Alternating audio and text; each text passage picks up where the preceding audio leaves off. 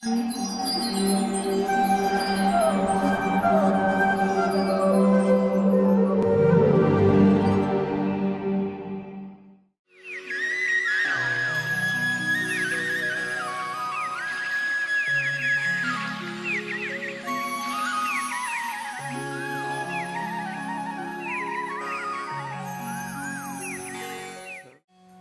दोनों हाथ जोड़िए। ओम नमो भगवते वासुदेवाय।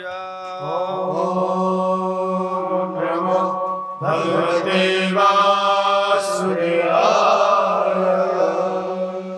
ओम नमो भगवते वासुदेवाय।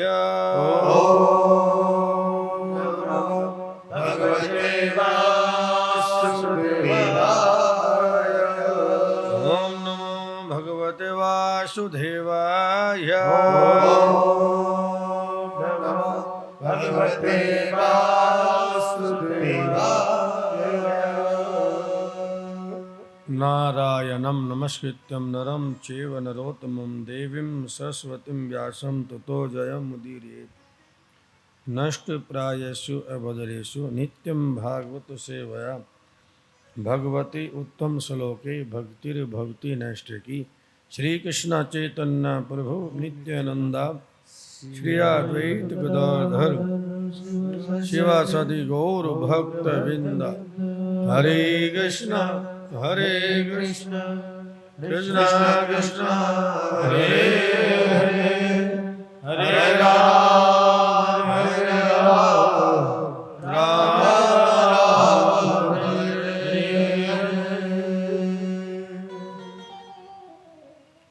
श्रील सुखदेव गोस्वामी महाराज परीक्षित को श्रीमद् भागवतम के 8वें स्कंद में देवताओं की माता अदिति और उनके पति कश्यप मुनि के बीच में होने वाले संवाद को सुना रहे हैं। सुखदेव गोस्वामी कहते हैं, महाराज परीक्षित, अपने पुत्र देवताओं के राज्य छिन जाने पर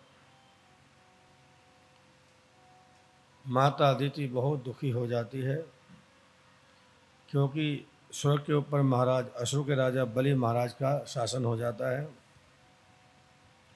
और जब उनके पति अपने भजन से समाधि से वापस आते हैं घर पर, तो अदिति उनसे प्रार्थना करती है कि आप मुझे आशीर्वाद दो, कृपा करो मेरे ऊपर, कि जिससे मेरे पुत्रों को उनका राज्य दोबारा वापस मिल जाए।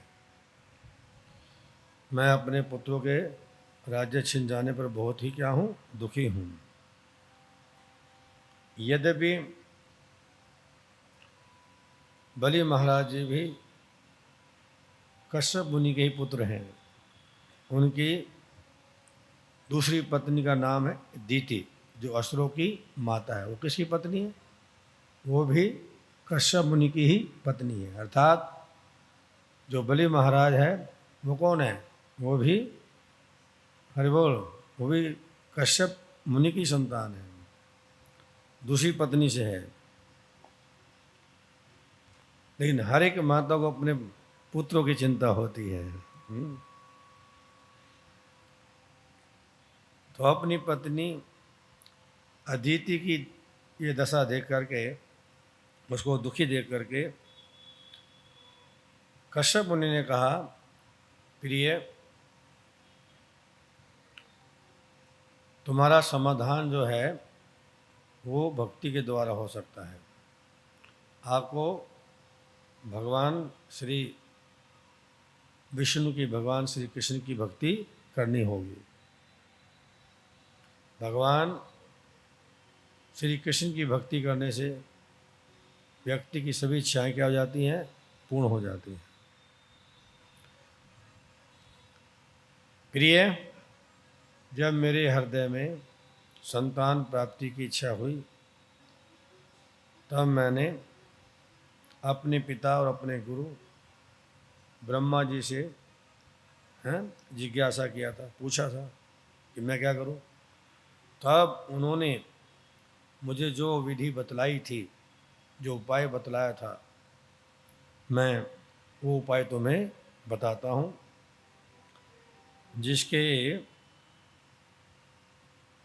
पालन करने से तुम्हें भगवान की प्राप्ति हो जाएगी, पुत्र की प्राप्ति, पुत्र के रूप में। और फिर तुम भगवान से जो मर्जी मांग सकती हो, तुम भगवान को प्राप्त कर सकती हो, भगवान के दर्शन कर सकती हो। तो कश्यप मुनि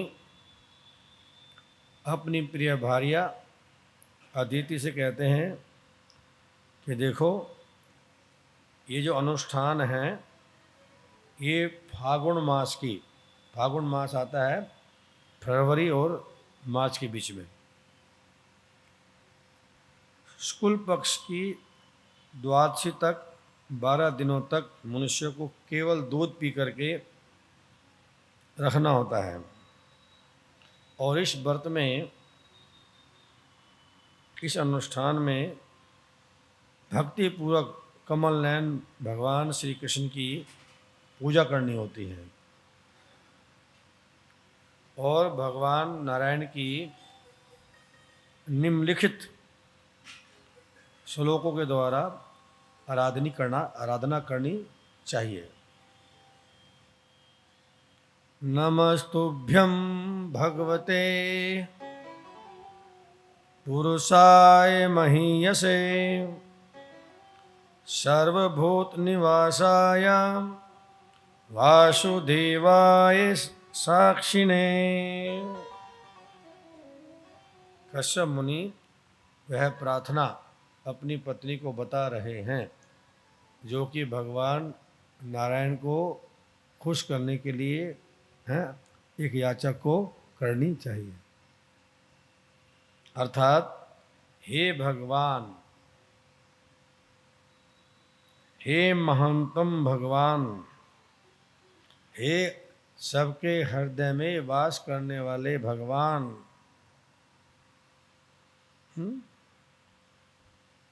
हे प्रत्येक वस्तु के साक्षी, हे सर्वश्रेष्ठ एवं सर्वव्यापी पुरुष वासुदेव, मैं आपको सादर नमस्कार करता हूँ।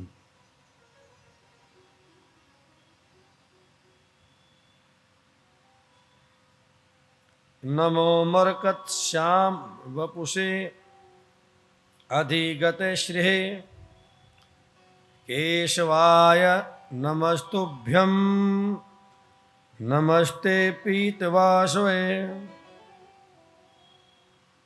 नमस्ते पीतवाससे, हे पीतांबरधारी भगवान, मैं आपको नमस्कार करता हूँ।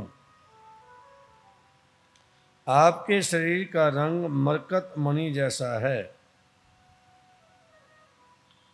अर्थात श्याम वर्ण है, और आप लक्ष्मी को वश में रखने वाले हैं।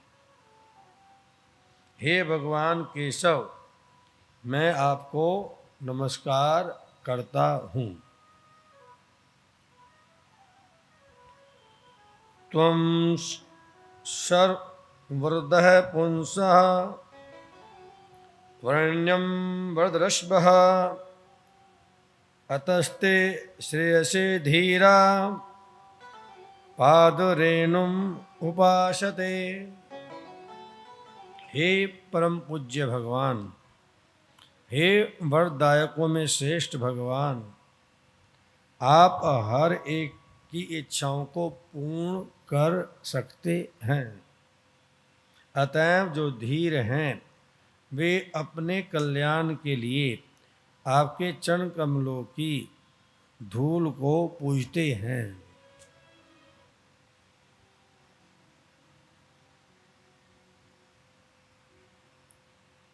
इस प्रकार कश्यप मुनि ने कहा, इन सभी के उच्चारण द्वारा भगवान की श्रद्धा भक्ति के साथ भगत को उनकी पूजा करनी चाहिए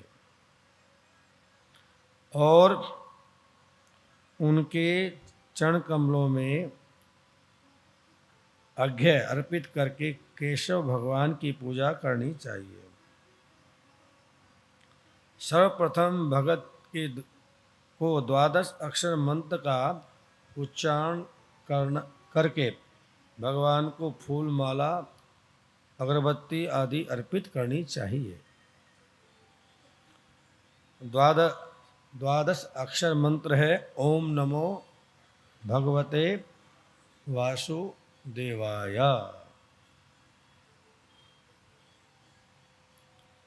इसे प्रतिपदा से त्रयोदशी तक करना चाहिए। इस धार्मिक अनुष्ठान को पयोव्रत कहते हैं। क्या कहते हैं? पयोव्रत मतलब जो दूध को पी करके व्रत किया जाए। बोलो हरे कृष्णा। पय माने दूध, इसका नाम क्या है? पयोव्रत, जिसको हमें केवल दूध पी करके ही क्या करना चाहिए? रखना होगा, अन्न नहीं खाना होगा। यह पयोव्रत सर्वयज्ञ भी कहलाता है। दूसरे शब्दों में इस यज्ञ को संपन्न कर लेने पर अन्य सारे यज्ञ स्वतः संपन्न हो जाते हैं। श्री सुखदेव गोस्वामी ने कहा, हे राजा, इस प्रकार अपने पति से सलाह पा करके अदिति ने आलस्य रहित होकर के उनके आदेशों का दृढ़ता से पालन किया और पयोव्रत अनुष्ठान को संपन्न किया। हे राजन, जब अतिथि के समक्ष आदि भगवान पीताम्बर वस्त्र धारण करके तथा चारों हाथों में शंख चक्र गदा कमल लिए प्रकट हुए तो माता अदिति ने भगवान के चरणों में क्या किया? प्रणाम किया और उनकी वंदना किया। नारायण भगवान की जय। भगवान विष्णु ने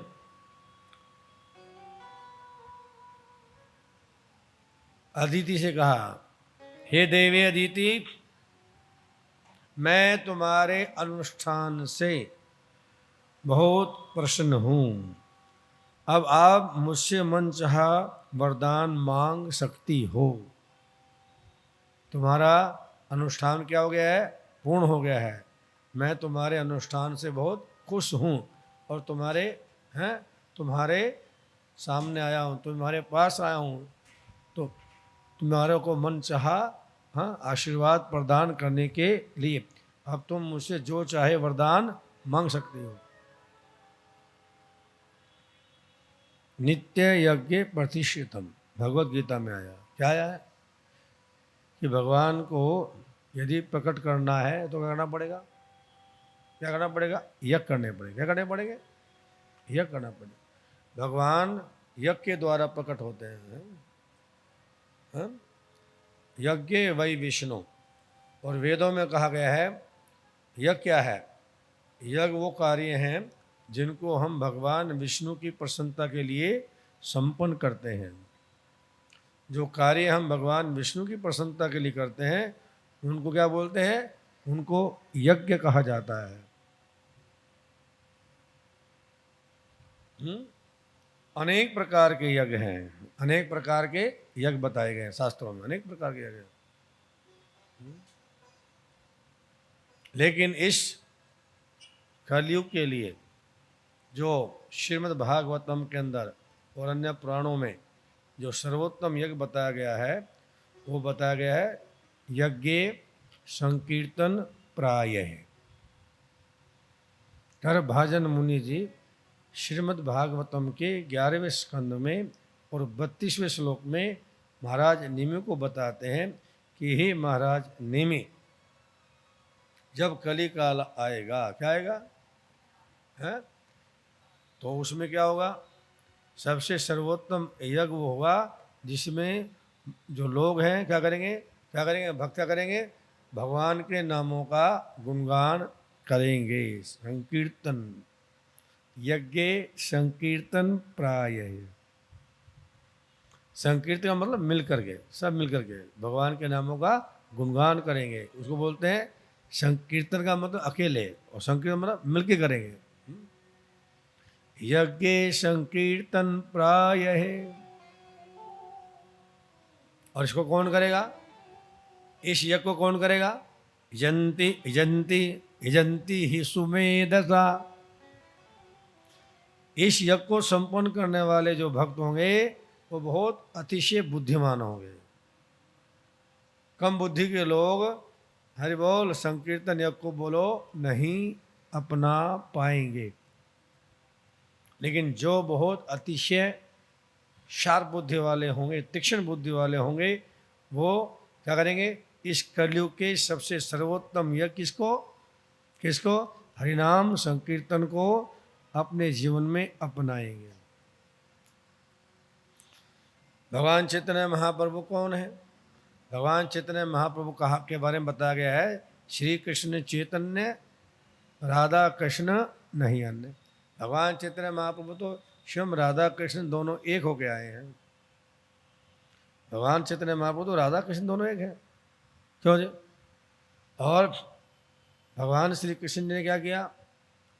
सारे वेद उपनिषदों पुराणों के लाखों लाखों श्लोक को द्वापर में आके क्या किया था? उनका सार 700 श्लोक में प्रदान किया था। और वही भगवान श्री कृष्ण ने भगवान आज से 500 साल पहले आके चैतन्य महाप्रभु में आकर क्या किया? गीता के 700 श्लोकों को भी 8 श्लोकों में समेट दिया। बोलो हरे कृष्णा। और वो क्या कहते हैं? सबसे पहले श्लोक में कहते हैं परम विजयते श्री कृष्ण संकीर्तनम। भगवान चैतन्य महाप्रभु जी कहते हैं इस हरिनाम संकीर्तन यज्ञ की क्या हो? परम विजय हो। क्या हो? बोलो जी। ये भगवान चैतन्य महाप्रभु के श्रेष्ठाष्टम का पहला श्लोक है, जिसमें भगवान चैतन्य महाप्रभु जी क्या कर रहे हैं?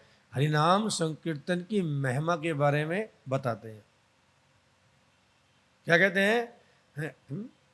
परम हरिनाम संकीर्तन की क्या हो? परम परम विजयते, परम विजयते हरिनाम संकीर्तन। अर्थात जो व्यक्ति हरिनाम संकीर्तन को अपनाएगा, क्या करेगा? बोलो जी।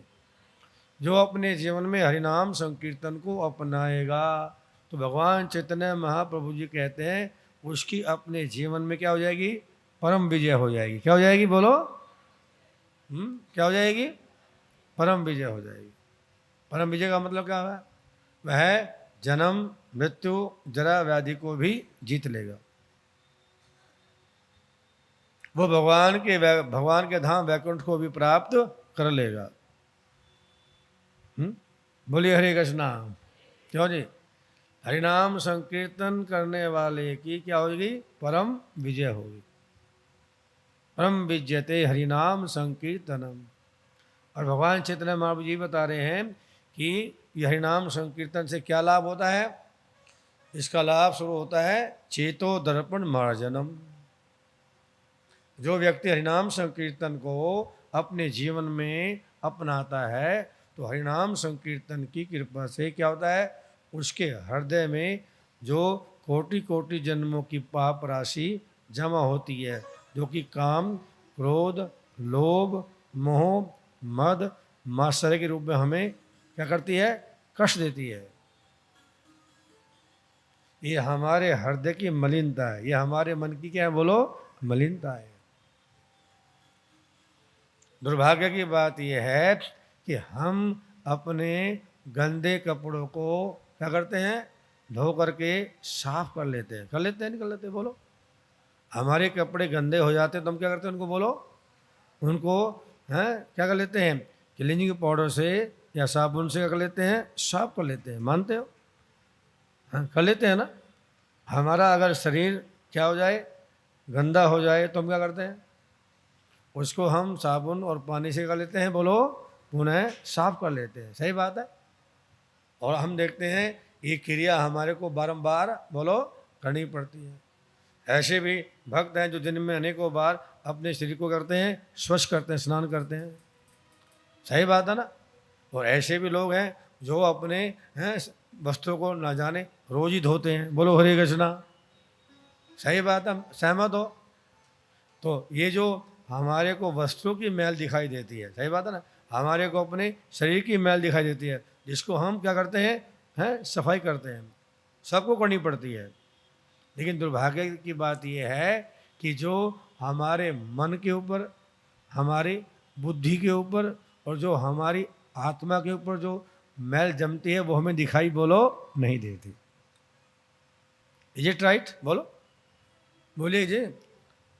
हमारे हृदय में है ना, हमारे मन में, हमारे बुद्धि में है ना, हमारी आत्मा पे जो मैल जमती है वो हमें दिखाई नहीं देती, लेकिन उसका हमें क्या होता है, उसका हमें प्रभाव दिखाई देता है। क्या दिखाई देता है? बोलो जी। उस हमारे, हाँ, जब हमारा मन मलिन हो जाता है, जब हमारी बुद्धियाँ मलिन हो जाती है, जब हमारी आत्मा मलिन हो जाती है, तो उसका प्रभाव हमारे जीवन में क्या आता है? दुख के रूप में आता है। क्या आता है? बोलो जी। वो उसका प्रभाव हमारे जीवन में प्रकट होता है दुख के रूप में। फिर हम काम के द्वारा पीड़ित हो जाते हैं, हम क्रोध के द्वारा पीड़ित हो जाते हैं, हम लोभ के द्वारा पीड़ित हो जाते हैं, हम माश्चर्य के द्वारा, ईर्ष्या के द्वारा हम क्या होते हैं? पीड़ित हो जाते हैं, अहंकार से पीड़ित हो जाते हैं। बोलो हरे कृष्णा। ये हमारे हैं, ये हमारे मन की, ये हमारे अंतःकरण की क्या है? मलिनता है, जिसकी सफाई करने के लिए दुनिया में आज तक कोई भी ऐसा क्लीनिंग पाउडर नहीं बना कि जिसको हम प्रयोग करके अपने इन मलिन हृदय को क्या कर लें? बोलो, स्वच्छ कर लें। विषयों को भोगते भोगते भोगते भोगते भोगते भोगते भोगते क्या होता है? हाँ, हमारा मन, हमारी बुद्धि और हमारी आत्मा दिन पे दिन क्या हो जाती है? मलिन होती चली जाती है। और एक समय तो ऐसा आ जाता है कि हम अपने आप को भी भूल जाते हैं। नहीं समझे? हम अपने आप को भूल जाते हैं हम कौन है। जैसे यदि किसी शीशे के ऊपर क्या हो जाए? धूल जम जाए। क्या हो जाए? यदि किसी शीशे के ऊपर धूल जम जाती है तो क्या होता है? कई बार धूल इतनी जम जाती है कि यदि हम शीशे के सामने जाकर खड़े हो जाएं तो उसमें हम खुद अपने आप को बोलो नहीं देख पाते। सही सहमत हो? प्लीज बोलो ना, है ना। और आप कहोगे हमने तो अपना घर बहुत बड़ा टाइट बंद किया था, सारी विंडो बंद की थी, है ना। अक्सर लोग बोलते हैं आप कितने ही अपनी खिड़कियां बंद कर लो, कितने दरवाजे बंद कर लो, लेकिन फिर भी आप क्या पाओगे? किसी न किसी प्रकार से क्या जाएगा? शीशे के ऊपर धूल अपने आप आके जमा हो जाएगी। बोलो हरे कृष्णा। ये आप अजमा के देख लीजिएगा। वो धूल कहाँ से आ गई ये नहीं पता लगेगा, लेकिन आ जाएगी। ऐसे ही संसार के विषयों को भोगते भोगते भोगते भोगते भोगते भोगते भोगते विषयों का संग करते करते करते करते क्या हो जाएगा? हमारा हृदय रूपी दर्पण, हमारा हृदय रूपी जो दर्पण है इतना मलिन हो जाता है, इतना मलिन हो जाता है कि फिर क्या होता है? फिर हम अपने आप को भी भूल जाते हैं, क्योंकि हमें फिर अपनी आत्मा का ज्ञान नहीं रहता। हम अपने आप को आत्मा के रूप में बोलो नहीं देख पाते, नहीं समझ पाते। हरे कृष्ण कृष्ण कृष्ण हरे हरे, हरे राम राम राम हरे हरे। और जब तक ये हमारे हृदय का मैल नहीं साफ होगा, क्या नहीं होगा? जब तक हमारे हृदय की मैल बोलो नहीं धुलेगी, तब तक क्या होगा? हमारे जीवन में शांति आने वाली नहीं है। अच्छा, आपके अपने मकान में यदि बहुत मल पड़ा हो, टट्टी पड़ी हो, बहुत उसमें बदबू उठ रही हो, तो आपको अच्छा लगेगा? बोलो प्लीज, बोलते क्यों नहीं हो? यदि आपके अपने ही घर में क्या हो जाए? मल पड़ा हो, जगह जगह टट्टी पड़ी हो, गंदगी पड़ी हो, तो क्या होगा? क्या होगा? बोलो प्लीज बोलो।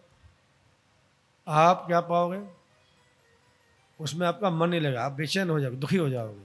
नहीं हो जाओगे क्या? अरे जल्दी साफ करो, बड़ा मेरा जी घट रहा है, मेरे को उल्टी आने को हो रही है, मैं बैठ नहीं पा रहा यहाँ पर, ये बोलोगे ना। तो ऐसे ही ये जो हमारे हृदय की जो मलिनता है, वो हमारे जीवन की जो शांति है उसको क्या कर देती है, नष्ट कर देती है। क्या कर देती है, क्या कर देती है, नष्ट कर देती है। हमारे हृदय में अशांति अशांति अशांति अशांति अशांति अशांति हो जाती है। तो यदि हमें अपने जीवन में शांति चाहिए, क्या चाहिए, जो कि सब चाहते हैं, दुनिया में ऐसा कोई व्यक्ति नहीं है जो अपने जीवन में शांति बोलो नहीं चाहेगा। सही बात है ना, या ठीक है ना प्रभु जी? आप बोलते बिल्कुल नहीं, मैं पूछता हूँ तो भाई ये तो गीता भागवत तो क्वेश्चन आंसर है, जब वक्ता पूछे तो बताना चाहिए। हाँ, हरे कृष्णा। तो आप अपने जीवन में क्या चाहते हो? हम सब कुछ चाहने के, जब मान लो हमारे को सभी भौतिक वस्तुएं प्राप्त हो गई तो बाद में हम क्या चाहते हैं? सब लोग ये चाहते हैं कि बस प्रभु जी बहुत हो गया, अब तो हमारे ऐसा आशीर्वाद दे दो कि हमारे परिवार में शांति आ जाए।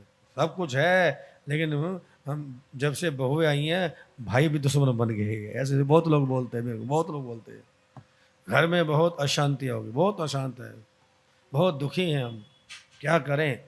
हैं, कोई ऐसा आशीर्वाद दे जाओ कि हमारे घर में क्या आ जाए, शांति आ जाए। सब लोग शांति मांगते हैं, शांति, सब कुछ तो है, भगवान का दिया सब कुछ, कोई कमी नहीं महाराज, बस क्या करें, घर में शांति नहीं है।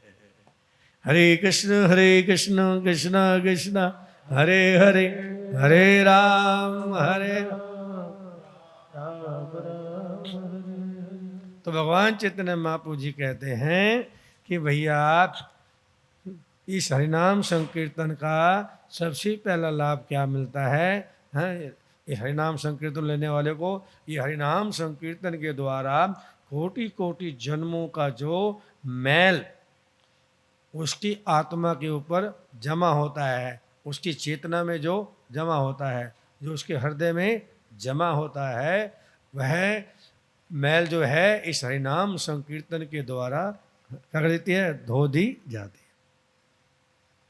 चेतो दर्पण मार्जन, हमारे चित्त रूपी हृदय को, हमारे चित्त रूपी दर्पण को, शीशे को क्या करता है, ये हरिनाम संकीर्तन सबसे पहले कर देता है, शुद्ध कर देता है, उसको साफ करता है, उसकी धुलाई कर देता है। बताओ जी कितना बड़ा लाभ है किसका? हरिनाम संकीर्तन का। जो दुनिया में कोई नहीं कर पाएगा वो कौन करेगा? कौन करेगा? वो हरिनाम संकीर्तन करता है। लेकिन हम इसका एहसास ही नहीं है, इसमें हमारी कोई रुचि नहीं है, हम डॉक्टरों के पीछे भागते रहते हैं, भगवान की वाणी में हमें श्रद्धा ही नहीं है। भव महादावा अग्नि निर्वापणम। और भगवान चैतन्य महाप्रभु जी क्या बोलते हैं कि जो हरिनाम संकीर्तन को अपनाता है, हरिनाम संकीर्तन की कृपा से उसके जीवन से कितने 3 प्रकार की दावाग्नि है। कितने प्रकार की है बोलो जी? संसाराया विषयनले दीवानिसी हिया ज्वले। हर एक व्यक्ति का इस संसार में हृदय क्या जल रहा है? विषयों की अग्नि से जल रहा है। ये ज्वलंत क्या है? संसार। ये संसार जल रहा है, ध्यान दीजिएगा, ये ज्वलंत संसार है ना। हर व्यक्ति संसार में किसी न किसी के कारण जल रहा है, हृदय जल रहा है। हमारे महान आचार्य हुए हैं नरोत्तम दास ठाकुर जी, जो कि पश्चिम बंगाल में राजा के पुत्र थे। खेतरी ग्राम में उनके पिता की राजधानी थी, कृष्णचंद्र राव, है ना, उनके पुत्र थे नरोत्तम दास ठाकुर जी। वो कहते हैं 3 साल की अवस्था में भगवान चैतन्य महाप्रभु के भक्त बन गए थे, 3 साल की आयु में। वो कहते हैं कि संसाराया विषानाले दीवानेसी हियर जले जुड़ाई तेना केनु उपाय।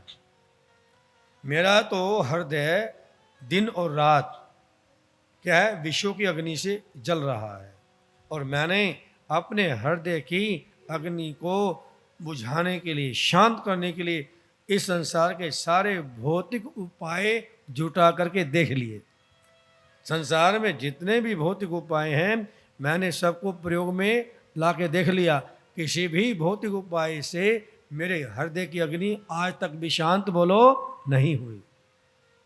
जुड़ाई तेना केन उपाय, किसी भी उपाय से मेरा जलता हुआ हृदय आज तक शांत नहीं हुआ। हरे कृष्ण कृष्ण कृष्ण हरे हरे, हरे राम हरे राम राम हरे हरे। लेकिन वही भगवान चैतन्य महाप्रभु के गुणगान करते कहते हैं प्रभु आप, हे चैतन्य महाप्रभु आप कितने दयालु हो। आप गोलोक विंदम गोलोक रे प्रेम धना हरि नाम संकीर्तन। आप कृपा करके गोलोक वृंदावन से क्या लेके आया हो, हरिनाम संकीर्तन को लेके आया हो। और जिसको अपना करके क्या हो गया है, मेरा हृदय क्या हो गया है, बोलो शांत हो गया। किसी संसार के उपाय से मेरा जलता हृदय शांत बोलो नहीं हुआ था। क्योंकि जब से मैंने आपके द्वारा लाए हुए गोलोक वृंदावन से लाए हुए इस हरिनाम संकीर्तन को अपनाया, अर्थात हरे कृष्ण कृष्ण कृष्ण हरे हरे, हरे राम राम राम हरे हरे।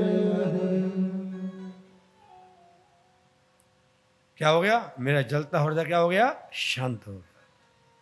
इसे हरिनाम संकीर्तन को अपना के मेरा जलता हृदय क्या हो गया, बोलो शांत हो गया। ये नरोत्तम दास ठाकुर जी कह रहे हैं। भव महादावा अग्नि निर्वापणम। भगवान चैतन्य महाप्रभु जी बोलते हैं जो हरिनाम संकीर्तन को अपनाएगा उसके जीवन से तीनों प्रकार के जो ताप है, तीनों प्रकार की जो अग्नियां हैं वो शांत हो जाएंगी। एक अग्नि है जो देवी देवताओं से कष्ट दिए जा रहे हैं, उसको बोलते हैं आदि देविक ताप। अब देखिएगा 33 करोड़ देवता हैं, कितने हैं जी मालूम है आपको? कितने यहाँ पर बैठे भक्तों को मालूम है कि हमारे हिंदू धर्म में 33 करोड़ देवता हैं? हाथ में करो, सबको मालूम है। लेकिन आप थोड़ा विचार कीजिएगा, क्या आप 33 करोड़ देवताओं की आराधना करते हो? प्लीज बताओ, बोलो ना, जोर से बोलो। आप तो बोलते को नहीं हो। तो 33 करोड़ देवताओं की आराधना तो आप करते नहीं हो, तो क्या होता है, आप उनमें से 2 4 5 को पकड़ लेते हो, उनकी पूजा पाठ करते हो, तो बाकी सारे बराबर के हैं। वो क्या बोलते हैं, हमने तुम्हारा क्या बिगाड़ा है? और ये 33 करोड़ देवता पता कौन है? ये भगवान के मैनेजर्स हैं। भगवान कृष्ण क्या है, बोलो मैनेजर हैं। इनके पास अलग अलग डिपार्टमेंट है। जैसे हमारे प्राइम मिनिस्टर के अलग अलग मंत्री हैं, बोलो हरे कृष्णा, उनके अलग अलग क्या हैं, डिपार्टमेंट है। सही बात है ना? मुखिया तो एक ही है, भगवान कृष्ण। उनके नीचे कौन है? उनके नीचे कौन है? 33 करोड़ उनके मैनेजर्स हैं जो पूरे संसार को क्या करते हैं, कंट्रोल करते हैं। और उनको बोलते हैं 33 करोड़ देवता। क्या बोलते हैं, बोलो जी? तो 33 करोड़ देवता, उनकी उनकी गिनती 33 करोड़ है। अब देखेगा प्रभु जी, हमने उसमें 2 4 5 10 को तो पकड़ लिया, तो बाकी क्या करेंगे, बोलो रे? बाकी फिर क्या करेंगे, क्रोधित होकर के, गुस्सा होकर के अपनी सप्लाई बंद करेंगे। जो डिपार्टमेंट उनके पास है वो सप्लाई क्या कर देंगे, बोलो? अरे तुमने हमारे मित्र को तो निमंत्रण दे दिया, हमें अब तूने पानी निमंत्रण तक नहीं दिया, पूछा भी नहीं है।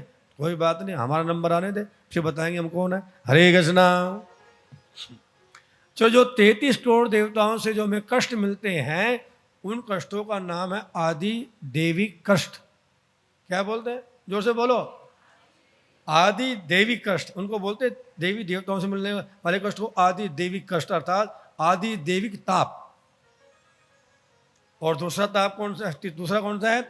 आदि भौतिक ताप, प्रकृति के द्वारा हैं। कई बार एकदम से अर्थक्वेक आ जाते हैं, कई बार सुनामी आ जाती है, कई बार ओलावृष्टि हो जाती है, बोलो हरे कृष्णा। कई बार महामारी फैल जाती है, कई बार कोई बीमारी फैल जाती है, हजारों हजार लाखों मर जाते हैं। क्यों जी? क्या बोलते हैं उसको? उसको बोलते हैं आदि भौतिक ताप, जो प्रकृति के द्वारा, जब हम प्रकृति का उल्लंघन करते हैं, क्या करते हैं, बोलो जी? जब हम प्रकृति के अनुसार कार्य नहीं करते हैं तो प्रकृति भी क्या करती है, हमारे को बोलो दंड देती है। सही बात है ना।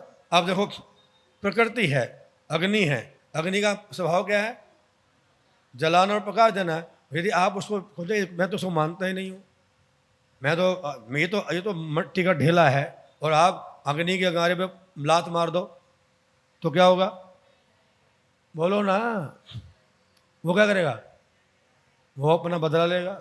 आज मैं बताता हूँ मैं तो कौन हूँ, बोलो हरे कृष्णा। तुम मेरी सत्ता को स्वीकार नहीं करता, मैं तुम्हारा पाँव जला दूंगा, हरे कृष्णा।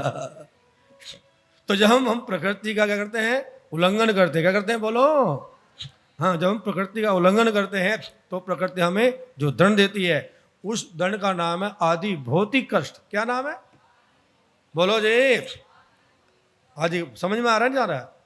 और तीसरा कष्ट क्या है, आदि आध्यात्मिक कष्ट, जो हमारे को अन्य प्राणी देते हैं, जो हमें अन्य प्राणियों से मिलता है, अपने स्वजनों से मिलता है, और हमारे यहाँ तक कि अपने मन से मिलता है। क्यों जी, कई बार एक छोटा सा मच्छर होता है जिसका नाम मलेरिया का मच्छर, क्या होता है, वो काट ले तो आदमी की मृत्यु हो जाती है। पहले तो एक मलेरिया का मच्छर था, उसके बाद डेंगू आया। जब डेंगू के मच्छर ने काटा, बड़े बड़े लोग मर गए। उसका उस टाइम किसी के पास दवाई नहीं था। जब पहली बार डेंगू आया था ना, डेंगू, उसके कारण बहुत लोग मरे थे। उसका दवाई नहीं थी हमारे पास, भारत में ज़्यादा है ना, डेंगू से लोग मर गए। वो भी एक मच्छर है। सांप काट ले, बोलो हाँ भैया, तो बहुत भयंकर का है। तो जो हमारे कई बार हमारे स्वजन हमारे को इतने कटु वचन बोल देते हैं कि आदमी दुखों करके आत्महत्या कर लेता है। दूसरे प्राणी हमें कहते हैं, कष्ट देते हैं। और कई बार जब हमारा मन कमजोर हो जाता है, क्या हो जाता है, क्या हो जाता है, जब संसार के विषयों को भोगते भोगते भोगते भोगते भोगते हमारा मन कमजोर हो जाता है, तो ये मन भी हमें बहुत दुख देता है। और आज के वर्तमान युग में आपको एक बात मैं बता देना चाहता हूं कि आज के वर्तमान युग में सबसे भयंकर कष्ट मनुष्य जो झेल रहा है, वो मन के द्वारा झेल रहा है। वर्तमान में जितनी भी बीमारियां हैं,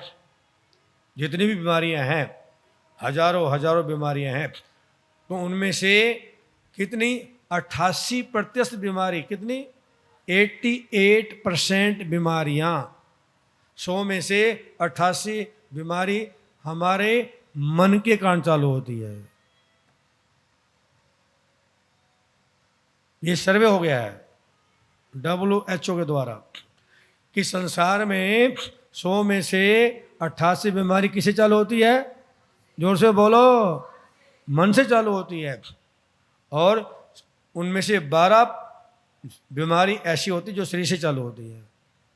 आप अंदाजा लगा लो, अर्थात 100 में से 88 बीमारियों का कारण क्या है, मन है। तो इस मन से हमें कितना कष्ट मिल रहा है, विचार करो। हम तो डॉक्टर के पास जाके क्या करते हैं, दवाई खाते रहते हैं, और डॉक्टर क्या करते हैं, वो सुलाने का गोली खाते रहता है। पहले का कहा, महाराज नींद नहीं आती, कोई बात नहीं, आप थोड़ा शराब पीना शुरू करो। बहुत से लोगों ने मुझे बोला, प्रभु जी मैं शराब पीते नहीं थे, हमारे बिजली में घाटा लग गया, हम डॉक्टर के पास गए, नींद नहीं आती थी, उसने बोला कि थोड़ा पी लिया करो। हमने पहले थोड़ा पीनेगा, अब तो बोतल पी के भी नींद नहीं आती, बोलो हरे कृष्णा। हमें तो शराब पीना भी डॉक्टर ने सिखाया, और अधिकांश डॉक्टर भी शराब पी रहे हैं, वो भी टेंशन में है, बोलो हरे कृष्णा। विश्वास कीजिए मेरी बात को, मैं झूठ नहीं बोला। हम अपने गमों को, अपनी चिंताओं को भुलाने के लिए क्या करते हैं, ये अल्कोहल नशे की वस्तुओं का सेवन चालू करते हैं। इनकी जरूरत नहीं है, ये फैक्ट है।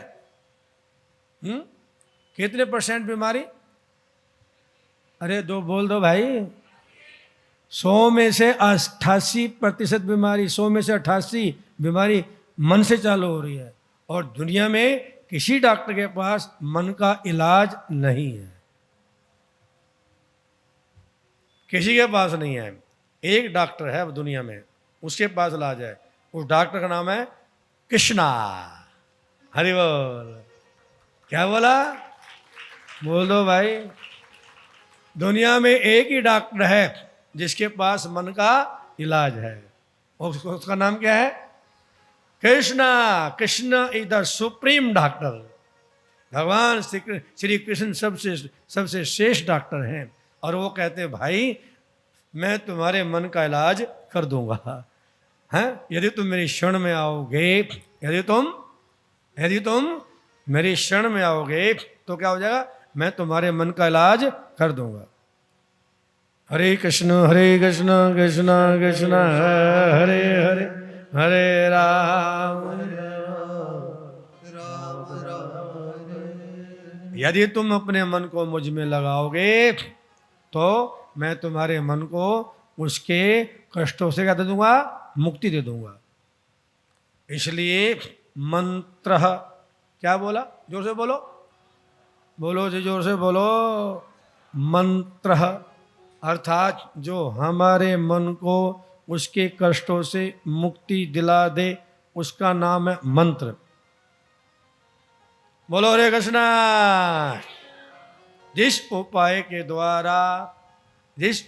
के द्वारा हमारे मन को उसके कष्टों से मुक्ति प्राप्त होती हो, उसको क्या बोलते हैं? बोलो जी, उसका नाम है मंत्र।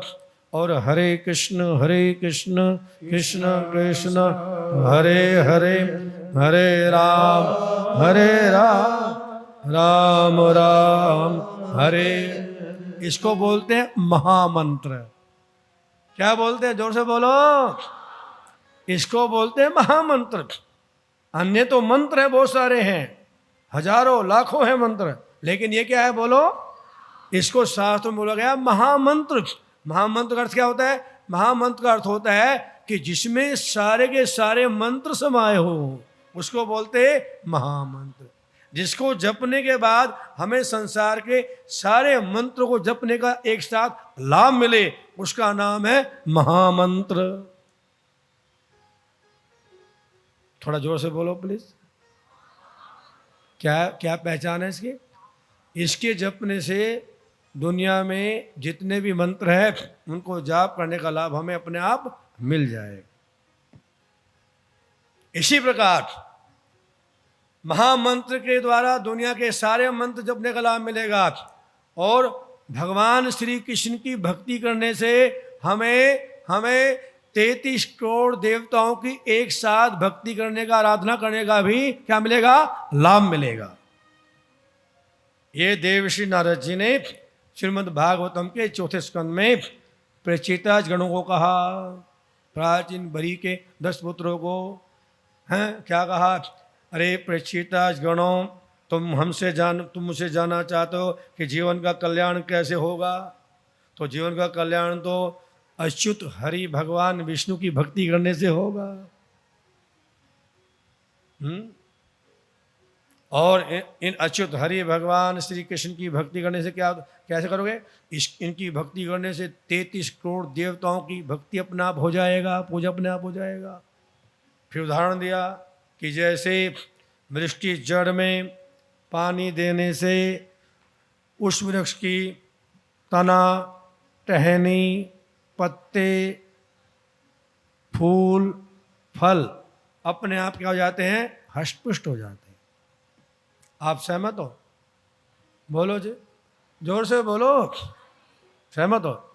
यदि हमने वृक्ष की केवल जड़ में पानी डाल दिया, केवल जड़ में, तो क्या होता है? हमें तने को, टहनी को, पत्ते को, फूल को पानी देने की जरूरत, फल को पानी देने की जरूरत नहीं रह जाती। दो अलग बात है, लेकिन ना दोगे तो भी काम चलेगा। सही बात है ना? एक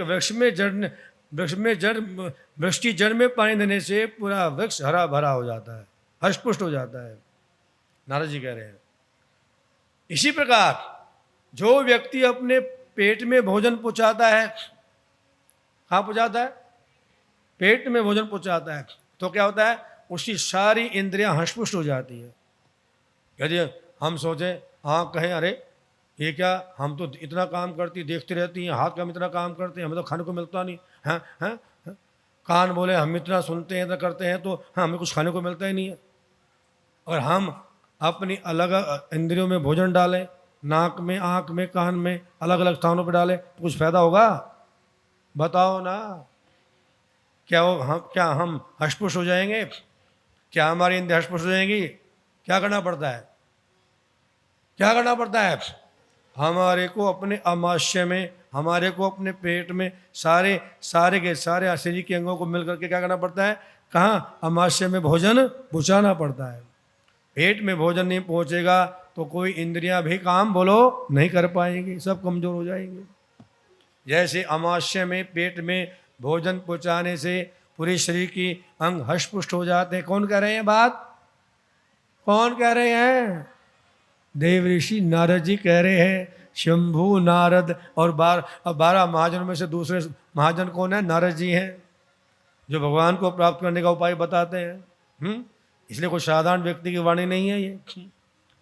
और कहते हैं कि जैसे वृक्ष की जड़ में पानी डालने से पूरा वृक्ष हरा भरा हो जाता है, जैसे पेट में भोजन पहुँचाने से पूरे शरीर की इंद्रियां हष्टपुष्ट हो जाती हैं। हे प्रचेताज गणों, तुम जान लो कि अच्युत हरि भगवान श्री कृष्ण की, विष्णु की भक्ति करने से, हैं, उनकी आराधना करने से 33 करोड़ देवी देवता स्वयं अपने आप ही क्या हो जाते हैं? खुश हो जाते हैं, खुश हो जाते हैं।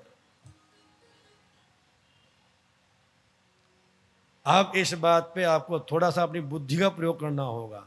अक्सर ये देखा गया है, समाज में लोग हरे कृष्ण वालों को बहुत क्या करते हैं? क्रिटिसाइज करते हैं। क्या कहते हैं? अरे ये हरे कृष्णा वाले तो बड़े फनेटिक्स हैं, ये तो केवल भगवान कृष्ण को ही मानते, कुछ किसी को बोलो मानते ही नहीं है। ये अक्सर लोग हमारे बारे में बोलते हैं। लेकिन हम क्या करें? अगर वो लोग मूर्ख है तो क्या हम भी मूर्ख बन जाए उनके लिए? बताओ ना प्लीज, हैं? अगर वो मूर्ख है तो क्या हम मूर्ख बन जाए क्या? जब हमारी ग्रंथराज श्रीमद् भागवतम कह रहा है, नारद जी कह रहे हैं कि भैया तुम 33 करोड़ देवताओं को भजने के लिए तो पूरा जन्म लगाओगे तो भी नहीं कर पाओगे, एक एक दिन भी करोगे तो भी नहीं पूरा कर पाओगे। इससे अच्छी बात क्या है? बुद्धिमानी है कि हैं भगवान कृष्ण की शरणागति लेके उनकी भक्ति चालू कर दो। बाकी क्या है? सभी तो उनके क्या है? उनके ही अंश हैं। अहम सर्वस्य प्रभवो मत्त है सर्वम प्रवर्तते इति मत्वा भजन्ते माम बुद्धा भाव समन्विता। हे अर्जुन, सब कुछ मुझसे निकला है, अर्थात सबकी जड़ बोलो जी मैं हूं। भगवत गीता के 7वें अध्याय का 10वें अध्याय का ये कौन सा श्लोक है? 8वां श्लोक है, पढ़ो, खुद पढ़ो। भगवान कहते हैं सबकी जड़ मैं हूं, सारा संसार मुझसे निकला है, सब संसार मुझसे निकला है। तो अगर हमने जड़ को पानी दे दिया, जब मैंने भगवान कृष्ण की भक्ति चालू कर दिया, तो फिर क्या होगा? बोलो क्या होगा? 33 करोड़ देवी देवता अपने आप खुश होंगे नहीं होंगे? बोलो, बोलते को नहीं? अभी भी शंका है, सब फंसे पड़े हो। कुरुक्षेत्र में रह के भी भगवान कृष्ण को नहीं मानते आप लोग, मुझे पता है, इसलिए चेहरे बता रहे हैं आपके। देवी देवताओं के चक्कर में पड़े सब यहाँ। हरे कृष्ण कृष्ण कृष्ण हरे हरे, हरे राम राम राम।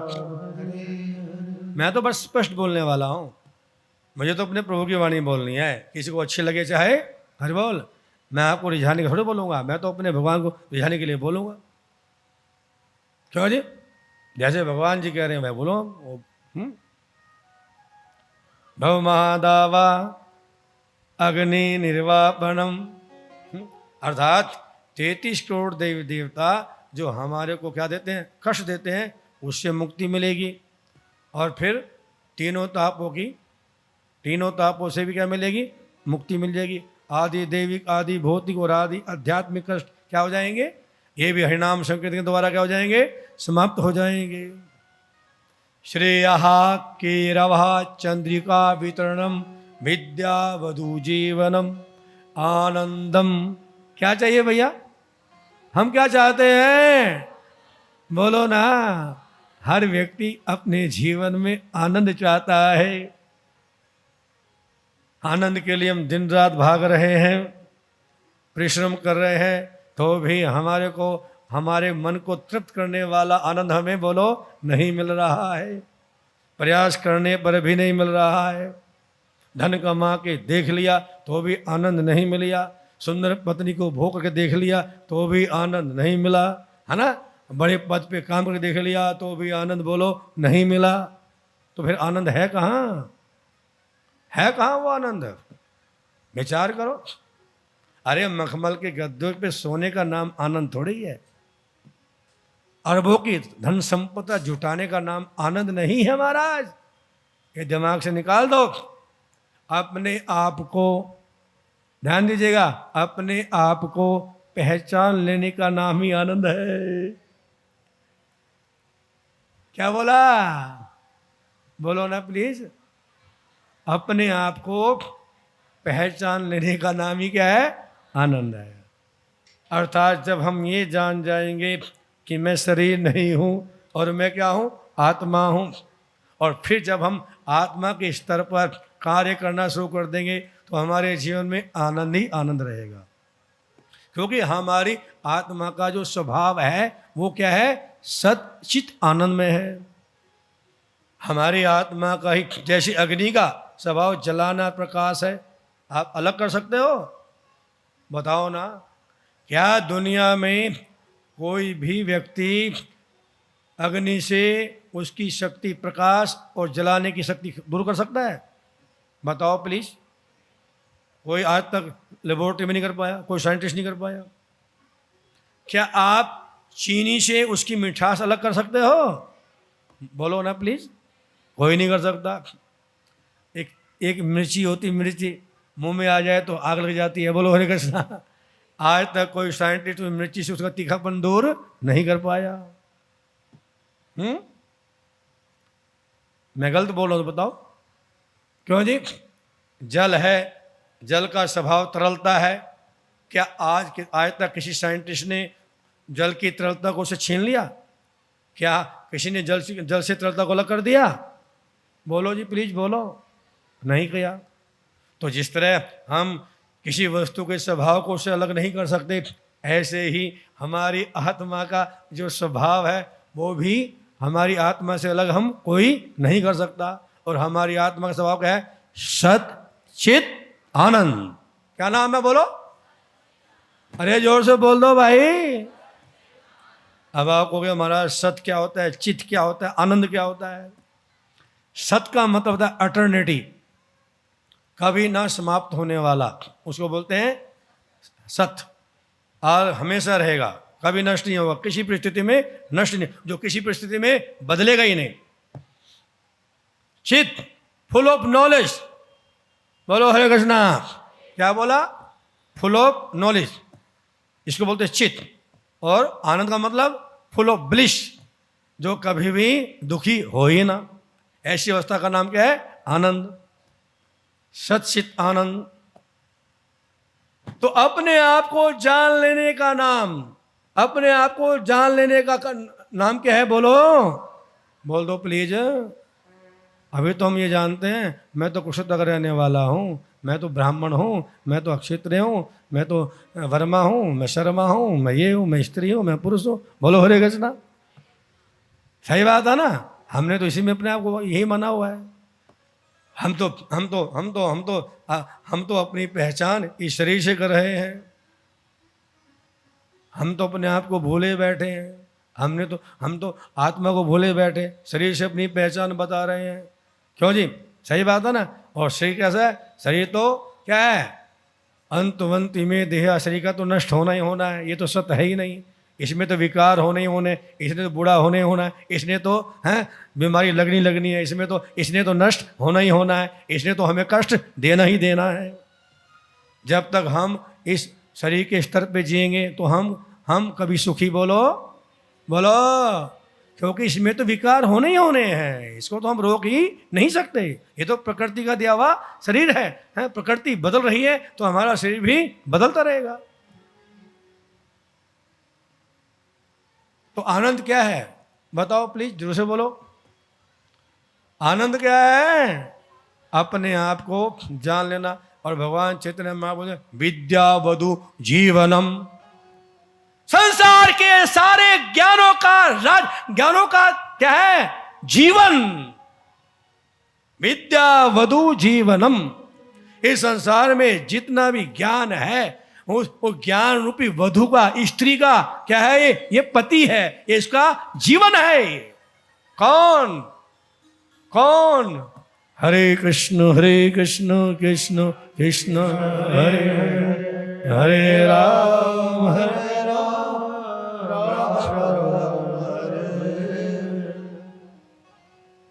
विद्यावधु जीवनम।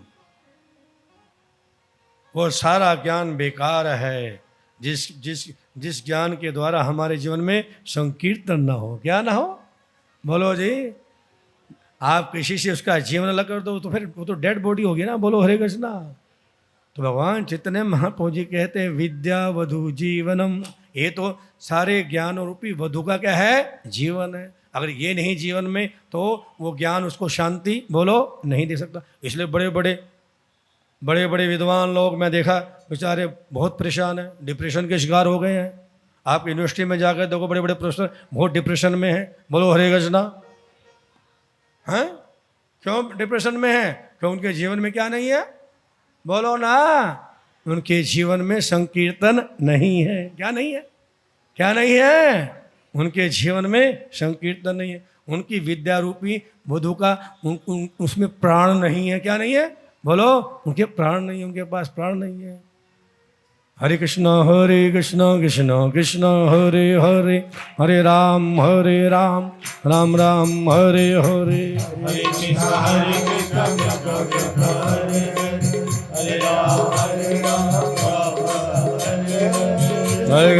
हरे कृष्ण कृष्ण हरे हरे, हरे राम राम राम हरे हरे।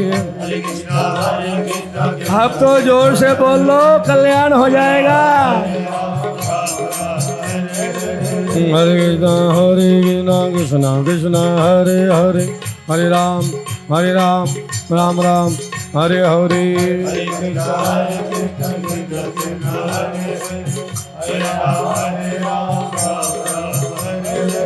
हरे कृष्ण कृष्ण कृष्ण हरे हरे, हरे राम राम राम हरे हरे।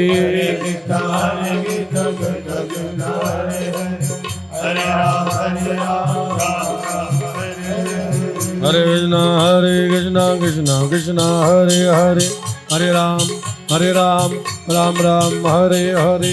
हरे कृष्ण हरे राम हरे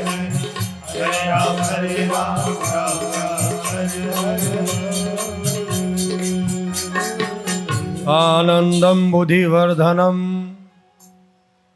और भगवान चैतन्य महाप्रभु जी कहते हैं जो व्यक्ति हरिनाम संकीर्तन को अपनाएगा उसकी बुद्धि बहुत क्या हो जाएगी? शार्प हो जाएगी। वो तीक्ष्ण बुद्धि वाला बन जाएगा। यहाँ पर मैडम भारती जी रह गई है ना, एसपी रह गई है ना। उनके पति उस समय करनाल में क्या थे? एसपी थे, विकास अरोड़ा जी। वो मेरे को बोलते थे प्रभु जी जब मैं IIT में पढ़ रहा था ना दिल्ली में, तो एक हमारा क्लासमेट था, वो पढ़ने में तो वो नहीं था, शार्प नहीं था। उसने इस्कॉन में जाना शुरू कर दिया दिल्ली में, और वो ये हरे कृष्ण मोहम्मद माल लेके आ गया, और वह हम उसका मजाक उड़ाते थे। उसने जाप करना शुरू कर दिया, और बाद में पता क्या हुआ प्रभु जी, मैं खुद बोला, कहते वो हम सबको बीट कर गया। कहते हमने देखा, अपने कॉलेज में देखा है इस हरि नाम की शक्ति क्या है। बोले हरे कृष्णा। टोहाना आपके हरियाणा का शहर है, ठीक है ना। वहाँ पर हमारे शिव कुमार गर्ग जी का एक बेटा है, वो आई थिंक वो 6ठी क्लास में था जब उसने हमारी भागवत कथा सुनी, और तब से उसने क्या किया? 16 माला का जाप करना शुरू कर दिया। और हो सकता है यहाँ पर भी आए, मैं जब आएगा तो आपसे आजकल में शायद आ भी जाए, तो उसको खड़ा कर दूंगा सामने। और तब से वो टॉप पर आ रहा है, और पिछले साल उसको आपके हरियाणा के गवर्नर ने सम्मानित किया। वो पूरे हरियाणा में टॉप आया पढ़ाई में।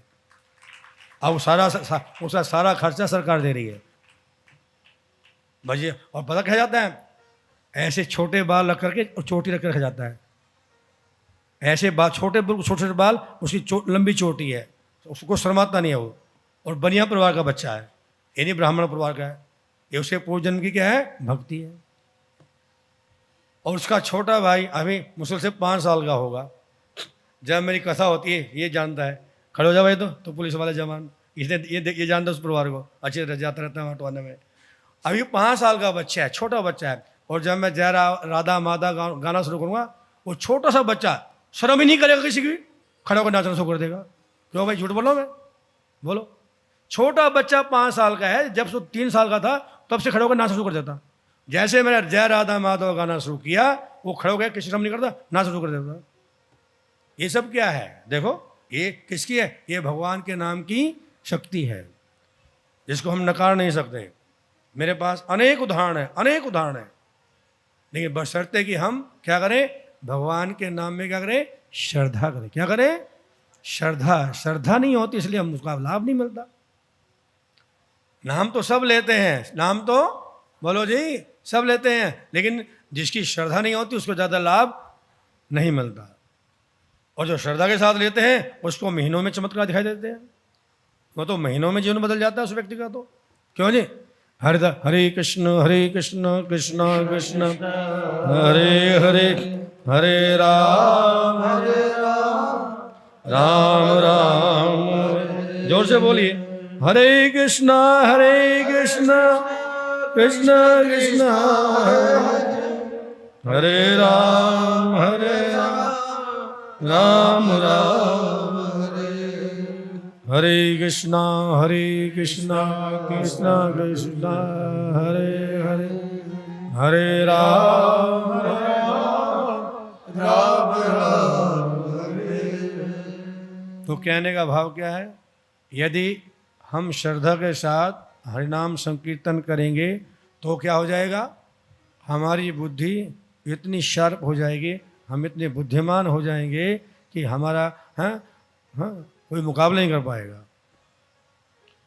His Divine Grace AC Bhaktivedanta Swami Prabhupada ji का संसार में कोई मुकाबला बोलो नहीं कर पाया। बड़े बड़े साइंटिस्ट, बड़े बड़े डॉक्टर, बड़े बड़े इंजीनियर्स हैं, सबको प्रभुपाद जी ने क्या किया? अपने मत से सहमत करा दिया। उनके सामने कोई बोल ही नहीं पाया था। किसी शक्ति थी उनके पास? ऐसे तो वो बूढ़े थे, 70-80 साल के बूढ़े थे, ऊपर से बीमारी भी थे, लेकिन हरि नाम में क्या थी? बहुत बोलो श्रद्धा थी। क्या थी? उनके हरे कृष्ण महामंत्र में बहुत क्या थी? श्रद्धा थी। अपने गुरु में बहुत क्या थी? श्रद्धा थी। अपने इष्ट भगवान कृष्ण में क्या थी? बहुत श्रद्धा थी।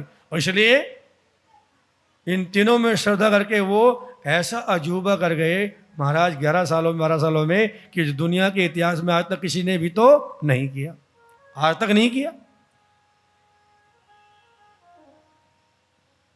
आनंदम बुद्धिवर्धनम प्रतिपदम पूर्णमत स्वादनम सर्वात्मा सनपनम परम विज्यते श्री कृष्ण संकीर्तनम।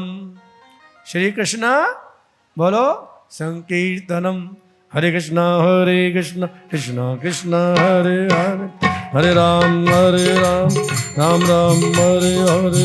हरे कृष्ण हरे राम राम हरे।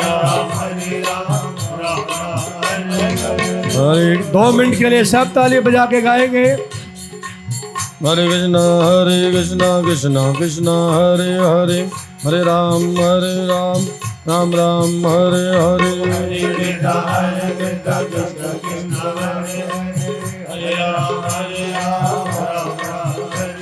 बोलो हरे कृष्ण कृष्ण कृष्ण हरे हरे, हरे राम राम राम हरे हरे। हाथ उठा के जोर से ताली बजाइए। हरे कृष्ण कृष्ण हरे हरे, हरे राम राम राम हरे हरे।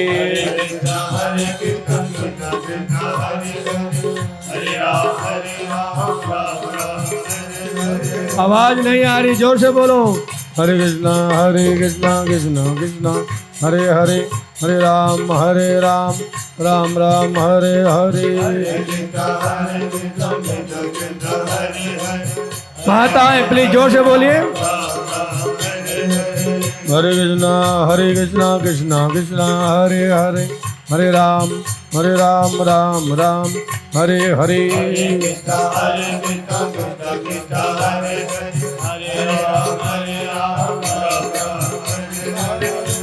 जय जय श्री राधे।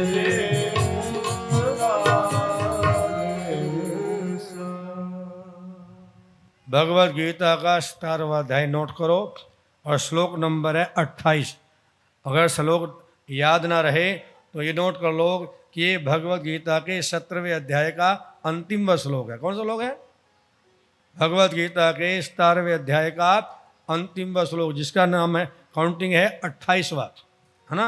इसमें इस अध्याय में है श्रद्धा के विभाग हैं, सतोगुणी श्रद्धा, रजोगुणी श्रद्धा, तमोगुणी श्रद्धा आदि के बारे में बताया गया है हैं। तो भगवान इस विषय को विराम देते हुए कहते हैं, क्या कहते हैं? ए श्रद्धया उत्तम दत्तम तपस्तप्तम कृतम च यत् असत इति उच्यते पार्थ न च तत्प्रीत्य नो इहा। हे पार्थ, श्रद्धा के बिना यज्ञ, दान या तप के रूप में जो भी किया जाता है, क्या किया था? मेरे बात बोलो, ये बहुत इंपॉर्टेंट श्लोक है, सबने बोलना है। हे पार्थ, कौन बोल रहे हैं ये बात? अर्जुन को भगवान कृष्ण बोल रहे हैं, यहीं इसी धर्म नक्षत्र में बोल रहे हैं, हो सकता है यहीं बोल रहे हो, क्या पता। हरे कृष्णा। हे पार्थ, श्रद्धा के बिना यज्ञ, दान या तप के रूप में जो भी किया जाता है वह नश्वर है। नश्वर का मतलब नष्ट, बेकार। वह असत कहलाता है और इस जन्म में तथा अगले जन्म दोनों में ही व्यर्थ जाता है। उसका फल ना यहाँ मिलता है और ना ही बोलो अगले जन्म में मिलेगा। और श्रद्धा से करोगे तो यहाँ भी लाभ मिलेगा और अगले जन्म में भी जाके मिलेगा, लाभ मिलेगा। अब किस में फायदा है? बोलो जी, अब कैसे करने में फायदा है? बोलते नहीं, श्रद्धा में करने फायदा ना। तो कितने भक्त हैं जो श्रद्धा के साथ इस हरे कृष्ण महामंत्र का 15 मिनट के लिए, कितने मिनट के लिए? 24 घंटे में से 15 मिनट के लिए इस हरे कृष्ण महामंत्र का जो डेली जाप कर लेंगे। जो भक्त माताएं प्रभु लोग बड़े श्रद्धा के साथ 15 मिनट के 24 घंटे में से 15 मिनट के लिए इस महामंत्र का जाप कर लिया करेंगे प्रतिदिन, सुबह दोपहर या शाम। वो जरा हाथ पर करो, सीधे हाथ करो, सीधे सीधे सीधे सीधे। भैया जो पहले करते वो भी करो और जो कल से करेंगे वो भी करो। सीधे हाथ बिल्कुल सीधे, ऐसे जैसे मैंने किए। जोर से ताली बजाओ। गुड। अच्छा, जो पहले भी नहीं करते और मेरे अनुरोध करने के बाद भी कल से भी नहीं करेंगे, अब वो भी कृपया हाथ पर कर दो।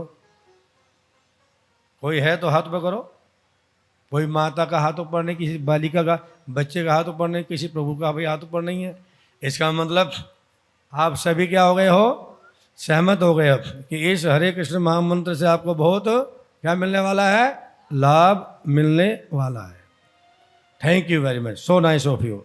हरे कृष्ण कृष्ण कृष्ण हरे हरे, हरे राम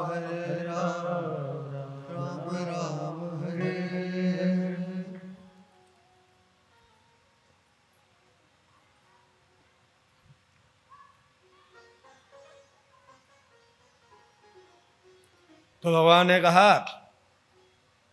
कि मैं तुम्हारी तपस्या से, तुम्हारी पूजा पाठ से, तुम्हारी आराधना से बहुत क्या हूँ? खुश हूँ। ये तो बीच में आपके कल्याण के लिए कुछ आ गया, हमने सुना दिया। असली तो विषय हमारा ये चल रहा है। जो हृदय में आता हम बोल देते हैं आपको। हमारे पास तो हम तो लाउड स्पीकर हैं, जो ऊपर से सप्लाई आएगी बोलते जाएंगे। हैं आपको, आप उसका लाभ उठाओ या ना उठाओ, आपकी मर्जी। क्यों जी? आपकी मर्जी। लेकिन किसी न किसी के लिए बोला जा रहा है। कोई ना कोई निशाना जरूर है जिसको भगवान क्या करना चाहते हैं? अपनी कृपा इस ज्ञान के माध्यम से लुटाना चाहते हैं। और जिसके लिए लुटा रहे हो वो लूट लेगा। हैं वो उसका लाभ उठा लेगा। तब माता अदिति ने कहा प्रभु कृपा करके ऐसी व्यवस्था कर दो कि मेरे पुत्र देवताओं को, इंद्र को, उनका राज्य दोबारा से क्या मिल जाए, वापिस मिल जाए, अर्थात स्वर्गलोक के ऊपर दोबारा से मेरे पुत्र देवताओं को क्या हो जाए, शासन स्थापित हो जाए।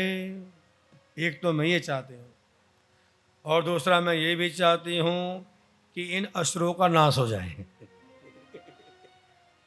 क्या हो जाए, बोलो जी, असुरों का क्या हो जाए, नाश हो जाए। तब भगवान बोले कि माता आपका पहला जो प्रस्ताव है वो मुझे स्वीकार है। क्या है, बोलो जी बोलो। भगवान विष्णु कह रहे कि हे अदिति मुझे तुम्हारा पहला प्रस्ताव स्वीकार है, क्योंकि स्वर्गलोक बना है देवताओं के लिए, वो असुरों के लिए नहीं बना। स्वर्गलोक पे शासन होना चाहिए किसका, देवताओं का ही होना चाहिए। मैं ऐसी कोई ना कोई व्यवस्था करूँगा कि जिसके द्वारा देवताओं को उनका राज्य क्या मिल जाए, वापस हो जाए, मिल जाए। लेकिन जो तुम्हारी जो दूसरी इच्छा है, जो तुम्हारी दूसरी इच्छा है कि असुरों का क्या हो जाए, नाश हो जाए, ये मैं पूर्ण नहीं कर सकता, मैं नहीं पूर्ण कर सकता। माता अदिति ने बोला प्रभु क्यों नहीं कर सकते आप, क्यों नहीं कर सकते? कहते इसलिए नहीं कर सकता हूँ कि इस समय ये जो असुरगण हैं, दैत्यगण हैं, बलि महाराज की अध्यक्षता में मिलकर के क्या कर रहे हैं, भृगुवंशी ब्राह्मणों के संरक्षण में अश्वमेध यज्ञ कर रहे हैं। उन्होंने मेरे भक्त ब्राह्मणों की क्या ले रखी है, शरणागति ले रखी है। क्या ले रखी है, उन्होंने, असुरों ने क्या किया हुआ है, इस समय मेरे भक्त ब्राह्मणों की क्या ले रखी है, शरणागति ले रखी है। भृगुवंशी हैं, शुक्राचार्य कौन है, कौन है शुक्राचार्य, भृगुवंशी है। इन्होंने भृगुवंशी शुक्राचार्य की शरणागति ले रखी है, वो ब्राह्मण है, मेरा भक्त है, और उनकी अध्यक्षता में इस समय बलि महाराज क्या कर रहा है, हैं, यज्ञ कर रहा है, अश्वमेध यज्ञ कर रहा है। तो जो मेरे भक्ति शरण में आता है उसके ऊपर मेरा कोई बोलो अधिकार नहीं रह जाता है। अतः मैं तुम्हारी दूसरी इच्छा पूर्ण नहीं कर सकता। अहम भक्ता पराधीनो ही अस्वतंत्र इव द्विजः। हे महाराज दुर्वासा जी, कौन कह रहे हैं बात, भगवान विष्णु जी कह रहे हैं। कब कहा, जब दुर्वासा मुनि ने अम्बरीश महाराज का क्या किया, मारने के लिए कत्ता राक्षस को प्रकट कर दिया। क्यों, क्योंकि वो हर नवदा विधि की भक्ति में लगा हुआ था, उसका गुणगान देवलोक में गाया जा रहा था। उससे चिढ़ हो गई थी किसको, दुर्वासा जी को, हैं। उसका अपमान करने के लिए वो आए, बोले भैया एकादशी का व्रत खोलना तुम्हारे यहाँ, भोजन की तैयारी करो, मैं आया जमुना में स्नान करके। उस समय मथुरा में व्रत कर रहे थे कौन, हैं, अम्बरीश महाराज जी।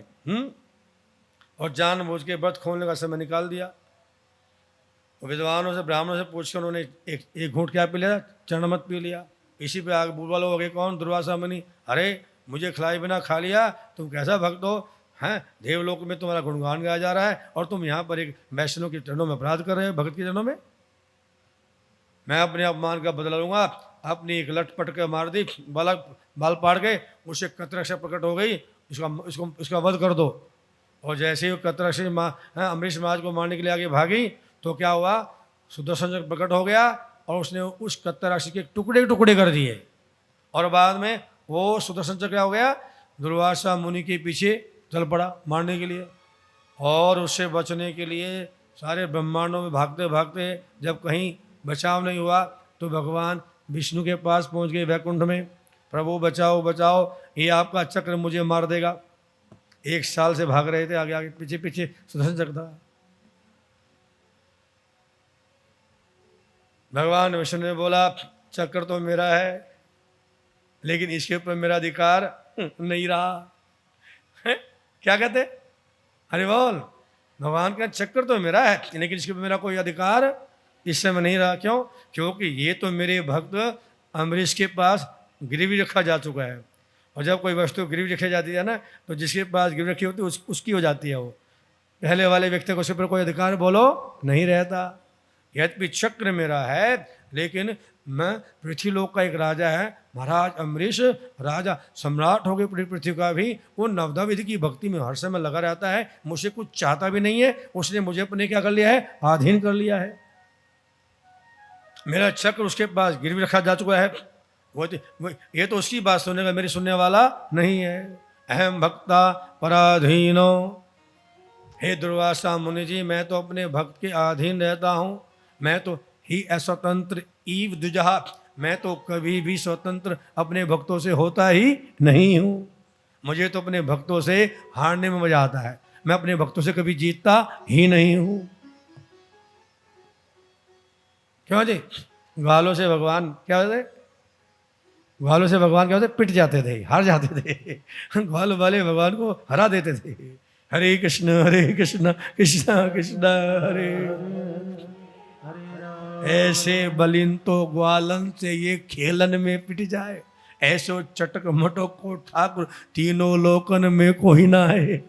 हमारे ठाकुर जी ऐसे है, कह रहे मैं तो भाई सबके, मैं तो अपने भक्तों के क्या रहता हूँ? अधीन रहता हूँ। साधु भी ग्रस्त हृदयो, मेरे भक्तों मुझे अपने हृदय में कैद कर लेते हैं। क्या करते हैं? क्या कर लेते हैं? मेरे भक्तों, मेरे शुद्ध भक्तों मुझे अपने हृदय में क्या लेते हैं? कैद कर लेते हैं। मैं तो उनसे बाहर जा भी नहीं सकता। इसलिए अगर तुम्हें मेरे चक्र से बचना है तो क्या करना पड़ेगा? ये अहंकार त्याग दो कि तुम बहुत बड़े योगी हो, तपस्वी हो, सिद्धि प्राप्ति के योगी हो, त्रिकालदर्शी योगी हो। ये अहंकार त्यागो और जा करके करो मेरे भक्त अम्बरीश की शरण में गिर जाओ, उनसे माफी मांगो, तभी तुम इससे क्या करोगे? बचोगे। हरे कृष्ण कृष्ण कृष्ण हरे हरे, हरे राम राम राम हरे हरे। हरे कृष्ण कृष्ण कृष्ण हरे हरे, हरे राम राम राम हरे हरे। अर्थात भगवान विष्णु ने माता अदिति को बिल्कुल स्पष्ट बता दिया कि तुम्हारी दूसरी इच्छा पूर्ण बोलो नहीं की जा सकती। क्यों नहीं की जा सकती? क्यों नहीं की जा सकती? यद्यपि वो असुर हैं, तथापि मेरे भक्त ब्राह्मणों की क्या है? शरण में है। उनके ऊपर उनका मैं कुछ नहीं कर सकता। ये कह के भगवान बोले ठीक है, हे नारी, यदि कोई तुमसे पूछेगा तो ये बात किसी को बताना नहीं है। मैं तेरे सामने प्रकट हुआ और मैंने तुम इस प्रकार से बात किया। परम गोपनीय बातों को गुप्त रखा जाता है, तभी वो सफल होती हैं। एक दूसरे को बता दी जाती है तो क्या जाती हैं? विफल हो जाती हैं। ये भगवान ने किसको बताया? माता अदिति को समझाया। और ये कह के भगवान वहाँ से अंतर ध्यान हो गए। और सुखदेव गोस्वामी जी कहते हैं, क्या कहते हैं कि माता अदिति ने समय आने पर क्या किया?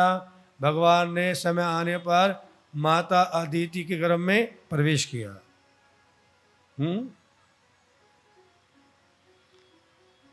किसके द्वारा? पहले वो कश्यप मुनि के मन में आए और फिर कश्यप मुनि के मन से माता अदिति के मन में चले गए और फिर माता अदिति के मन से उसके गर्भ में चले गए। और जब ब्रह्मादि देवताओं को मालूम पड़ा कि भगवान तो अदिति के गर्भ में आ गए हैं, तो उन्होंने क्या किया? उन्होंने अलक्ष्य रूप से वहाँ पर आकर के भगवान की क्या किया? वंदना किया। सुखदेव गोस्वामी कहते हैं, द्वादशायां सविता अतिष्ठत् मध्यम दिनम गत नृपः विजयानाम सप्रोक्ता यशाम जन्विदु हरे।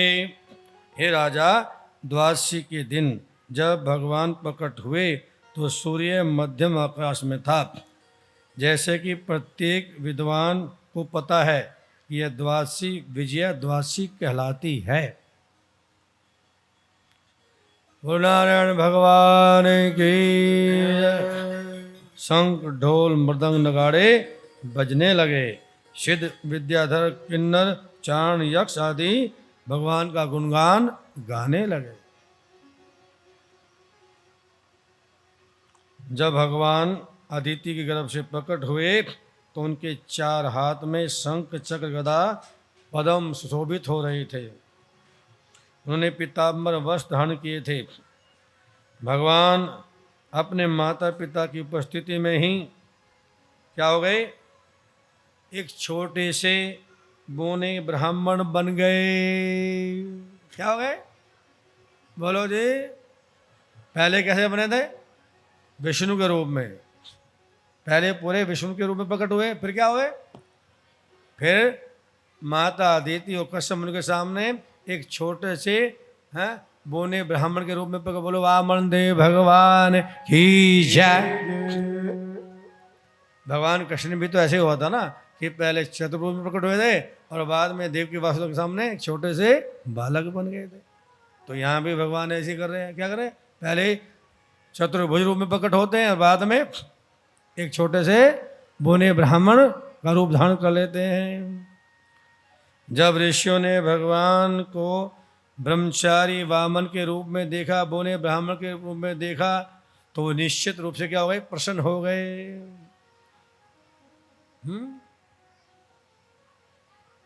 अतः प्रजापति कश्यप मुनि को आगे कर उन्होंने क्या किया? भगवान के जन्म के अनुष्ठान क्या किए? संपन्न किए। जब भगवान वामन देव के यज्ञोपवीत संस्कार का समय हुआ तो सूर्य देव ने गायत्री मंत्र का जाप किया। कौन आए? बोलो जी, सूर्य नारायण आए स्पेशल उनके हैं यज्ञोपवीत के समय। उन्होंने क्या किया? गायत्री मंत्र का जाप किया बैठ करके। बृहस्पति ने उनको क्या किया? जनेऊ प्रदान किया। उसके बाद कश्यप ऋषि ने मूंग की मेखला प्रदान की। माता पृथ्वी ने मृग की श्रम प्रदान की। चंद्रदेव ने ब्रह्मचारी दंड प्रदान किया। माता अदिति ने अपने पुत्र वामन ब्राह्मण को कौपिन प्रदान किया।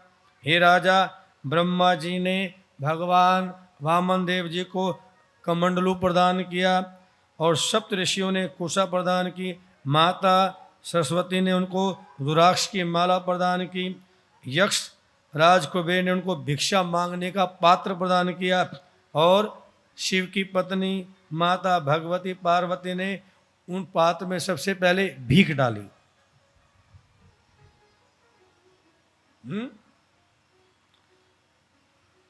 और जब भगवान वामन देव को ये बताया गया, क्या बताया गया? कि बलि महाराज भृगुवंशी ब्राह्मणों के संरक्षण में नर्मदा नदी के उत्तरी तट पर भृगु कक्ष नामक क्षेत्र में अश्वमेध यज्ञ संपन्न कर रहे हैं।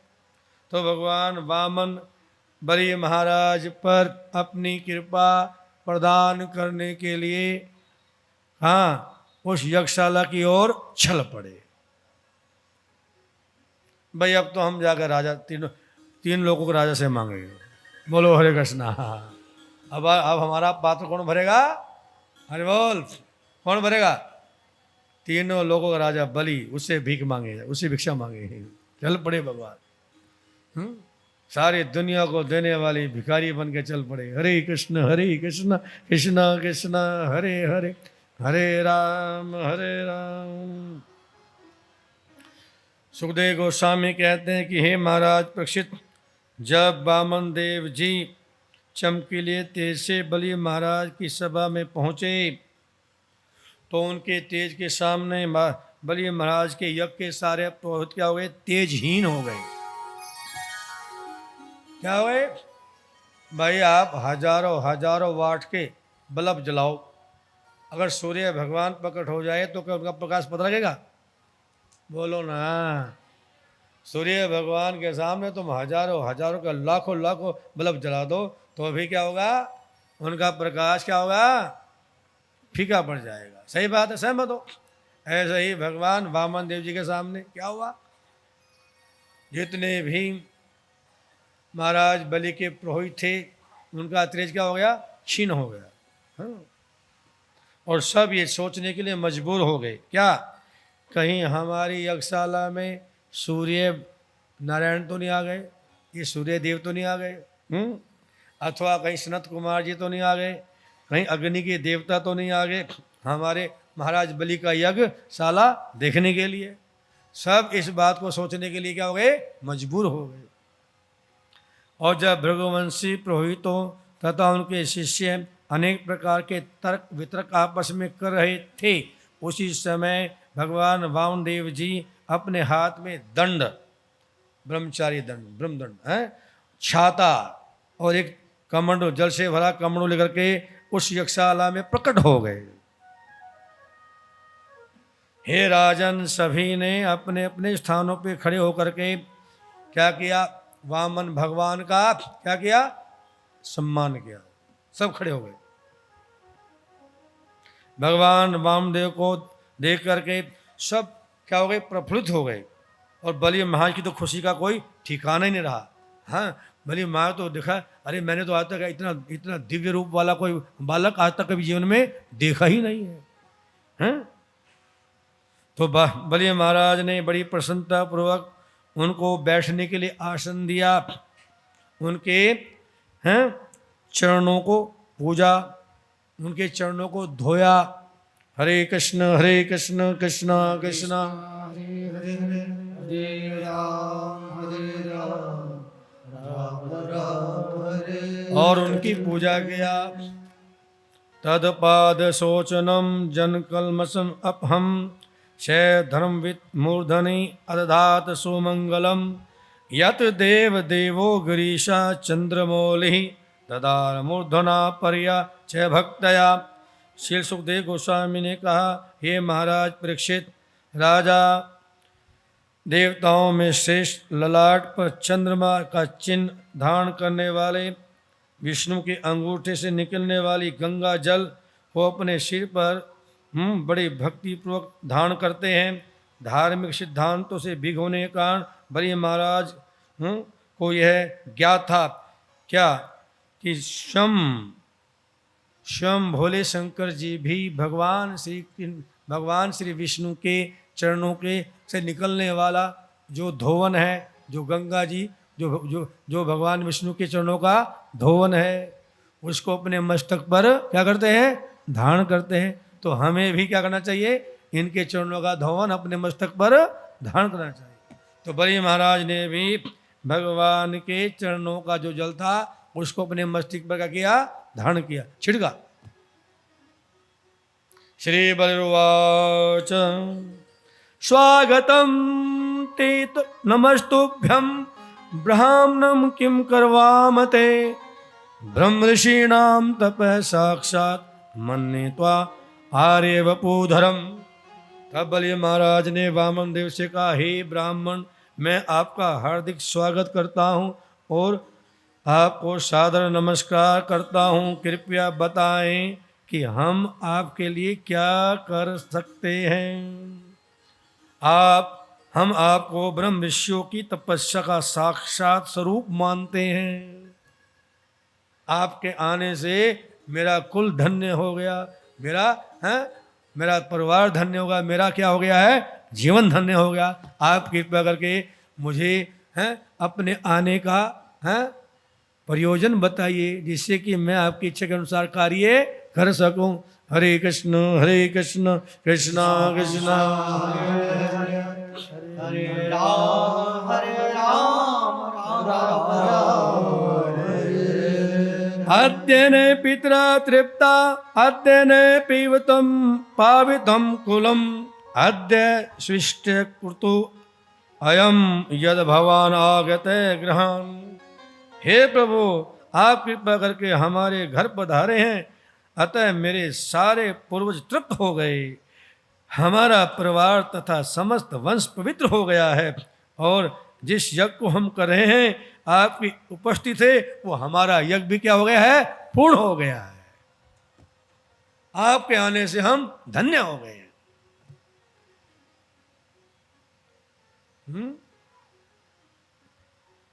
शौनक आदि ऋषियों ने भी, प्रभुपाद जी कहते हैं, जब शौनक आदि ऋषि नैमिषारण्य के जंगल में 88,000, कितने गिनती में 88,000 थे शौनक आदि ऋषि, 1,000 साल तक भगवान विष्णु की प्रसन्नता के लिए यज्ञ कर रहे थे।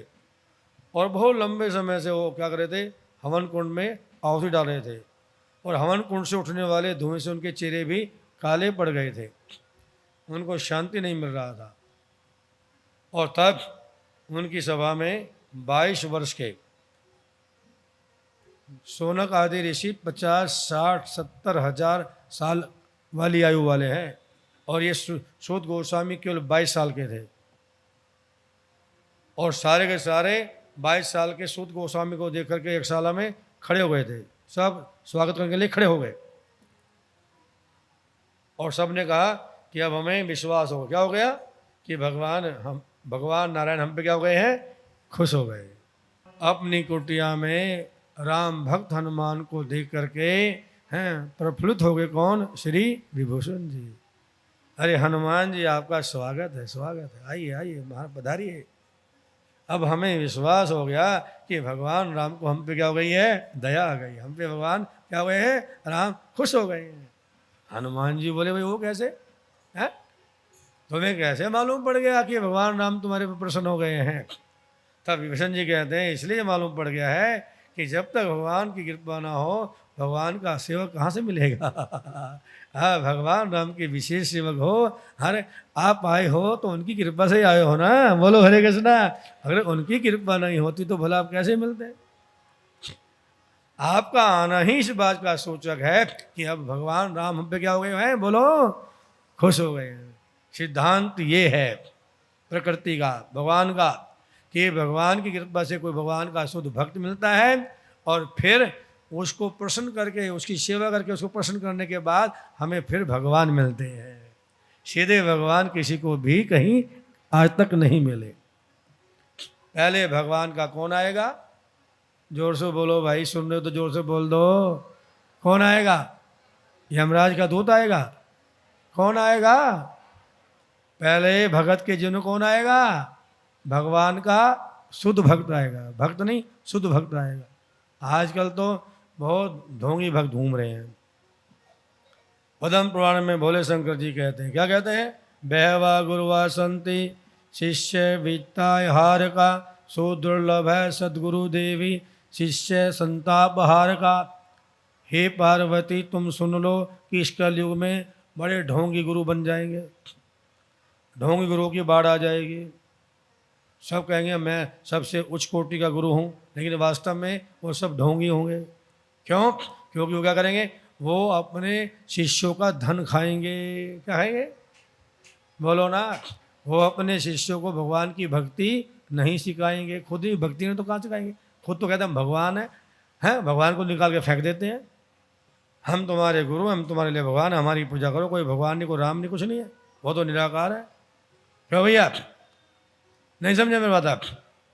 ऐसे ढोंगी गुरु बहुत पैदा हो जाएंगे। वो क्या करेंगे, केवल अपने शिष्यों का धन खाएंगे। क्या करेंगे, धन खाएंगे। लेकिन हे देवी सुदुर्लभ, दुर्लभ नहीं सुदुर्लभ, दुर्लभ नहीं बल्कि सुदुर्लभ सदगुरु देवी, सदगुरु की प्राप्ति हे देवी दुर्लभ नहीं होगी, अतिशय दुर्लभ होगी।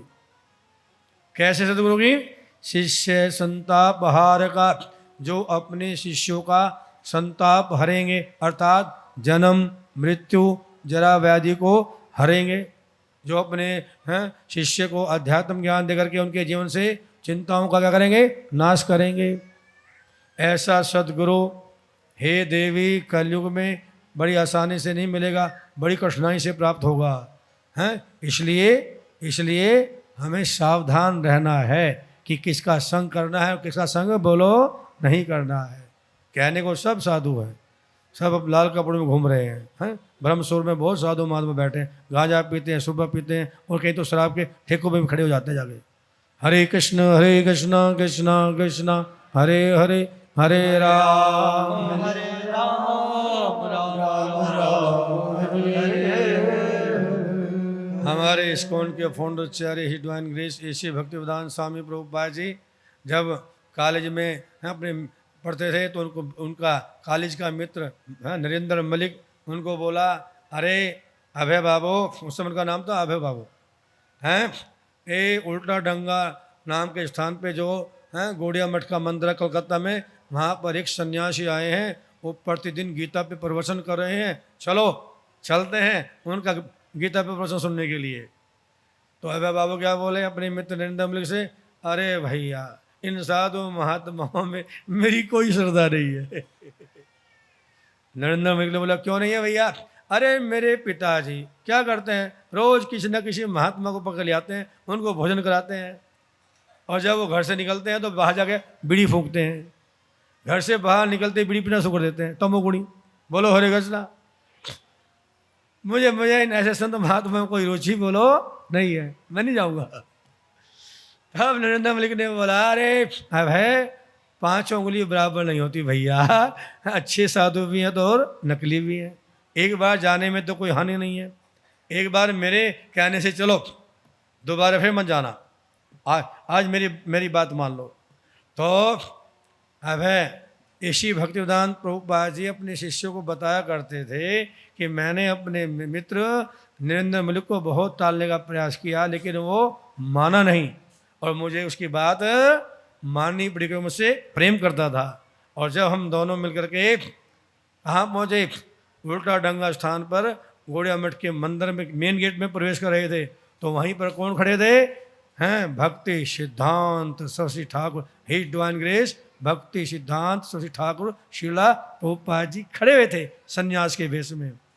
और एक सन्यासी को देख करके हमने क्या किया, दोनों ने प्रणाम किया, और जैसे ही प्रणाम करके हम उठे तो तुरंत उन्होंने मेरी ओर इशारा किया, हे युवक, तुम मुझे पढ़े लिखे बालक दिखाई देते हो, मेरा तुमसे अनुरोध है, जब तुम्हारे को धन प्राप्त हो तो तुम गीता भागवत को अंग्रेजी भाषा में अनुवाद करके पाश्चात्य देशों में इसका क्या करना, प्रचार करना।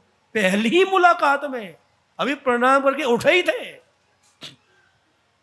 और मैं तो पहले से तकशील था। मैंने तुरंत उनसे पूछा कि हमारा देश तो अभी क्या है, गुलाम है। ये 1922 की बात है, 1922 हमारा देश तो गुलाम है, और गुलामों की बात कौन सुनेगा। पहले हमारे देश को आज़ाद करना होगा, क्योंकि सुभाष चंद्र बोस मुझसे एक क्लास आगे थे। उसी कलकत्ता के कॉलेज में एक क्लास आगे कौन थे, सुभाष चंद्र बोस थे, एसी भक्तिवेदांत स्वामी प्रभुपाद जी से, तो आपस में उनके साथ जुड़े हुए थे वो। तब भक्ति सिद्धांत जी कर जे, बच्चा तुम कौन सी आज़ादी की बात करते हो, एक आज़ादी तो शरीर की है और एक आज़ादी आत्मा की है, और इस शरीर की आज़ादी का कोई महत्व नहीं है, चाहे किसी भी परिवेश में रहे, एक समय आएगा इसको बीमारी भी लगेगी, इसको बुढ़ापा भी आएगा, और इसको क्या है, नष्ट भी हो जाना है। असली आज़ादी तो अपनी आत्मा को मनुष्य योनि में कृष्ण की भक्ति करके 84 लाख योनियों के आवागमन के चक्कर से मुक्ति प्रदान करके वैकुंठ में भेजना है। असली आज़ादी तो आत्मा की आज़ादी है, तुम्हें कौन सी आज़ादी चाहिए। तब अभय बाबू सोच में पड़ गए, मेरे घर में आने वाले महात्मा और इस महात्मा में तो धरती आसमान का अंतर है। और तब मैंने मन ही मन में उसी दिन उसी वक्त उनको अपना गुरु मान लिया, उसी समय मन ही मन में उनको अपना गुरु मान लिया। और फिर 1932 में 10 साल के बाद जब मैंने अपनी पढ़ाई पूरी कर ली और मैं मेडिसिन के व्यापार में आ गया, और मैंने अपना भोसला खोला, इलाहाबाद में खोला, और मैंने फिर वहाँ पर गोड़िया मठ के मंदिर में बनाने में बहुत सहयोग किया है। तो मेरा उनसे मुलाकात हुआ, और फिर सब ने उनके शिष्यों ने मुझे कमेंट किया कि वो तो ये बाबू हमारी बहुत सेवा करते हैं, वह मठ में सेवा, मंदिर की सेवा में इनको आप दीक्षा दीजिएगा। और फिर मैंने 10 साल के बाद कहाँ, इलाहाबाद में उनको विधिवत क्या बनाया, अपना गुरु बनाया। और फिर पुनः 10 साल वाला वही बात फिर दोबारा दोहरा दी। बोलो हरे कृष्णा। जो 10 साल पहले पहली मुलाकात में बोला था, वो दोबारा दीक्षा के बाद फिर वही दोहरा दी। तुमने ये काम करना है। हरे कृष्णा कृष्ण कृष्ण हरे हरे, हरे राम राम राम हरे हरे। हरे कृष्ण कृष्ण कृष्ण हरे राम हरे राम।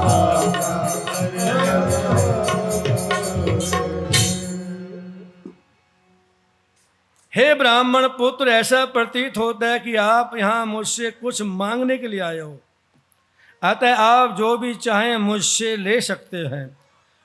हे परम पूज्य, आप गायें, सोना, सज्जित घर, स्वादिष्ट भोजन, पेय, पत्नी के रूप में ब्राह्मण की कन्याएं, समृद्ध गांव, घोड़े, हाथी, रथ, जो भी कुछ आपकी इच्छा हो मुझसे मांग सकते हो। मैं आपकी सारी इच्छा क्या करूँगा, पूर्ण करूँगा।